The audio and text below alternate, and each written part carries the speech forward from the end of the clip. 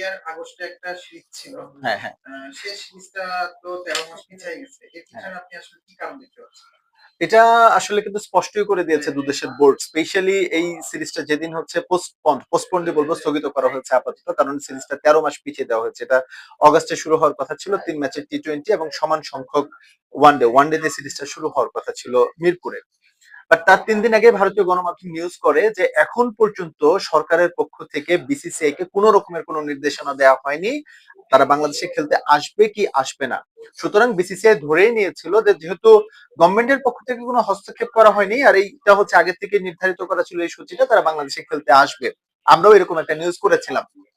কিন্তু তার ২ দিন পরেই হঠাৎ করে দৃশ্যপটটা চেঞ্জ হয়ে যায়। গণমাধ্যমে নিউজটা আসার পরেই কেন যেন নড়েচড়ে বসে ভারত সরকার, এবং তারা কিন্তু স্পষ্টভাবেই জানিয়েছে যে এই মুহূর্তে আসলে তারা বাংলাদেশ সফর করতে চাচ্ছে না। সেটা কেন চাচ্ছে না সেটা তারা খোলাসা করেনি। সেখানে কূটনৈতিক কোনো বিষয় রয়েছে কিনা বা রাজনৈতিক কোনো বিষয় রয়েছে কিনা এই বিষয়ে তারা স্পষ্ট করে কোনো কিছু বলেনি। তারা শুধু বলেছে যে অগাস্টে তারা বাংলাদেশে এসে এই মুহূর্তে খেলার জন্য প্রস্তুত না বা তারা খেলতে চায় না।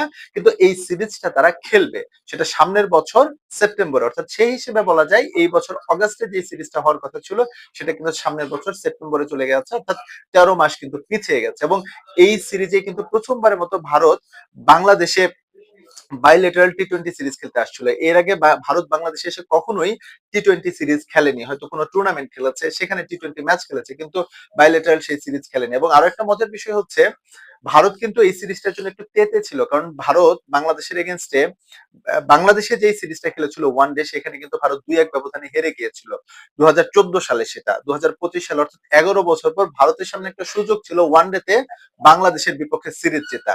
সুতরাং ভারতের সামনে অনেক কিছুই মাইল ফলক ছিল, কিন্তু আসলে সরকারের যেই বিষয়গুলো থাকে সেই কারণে সিরিজটা আপাতত পিছিয়ে গেছে।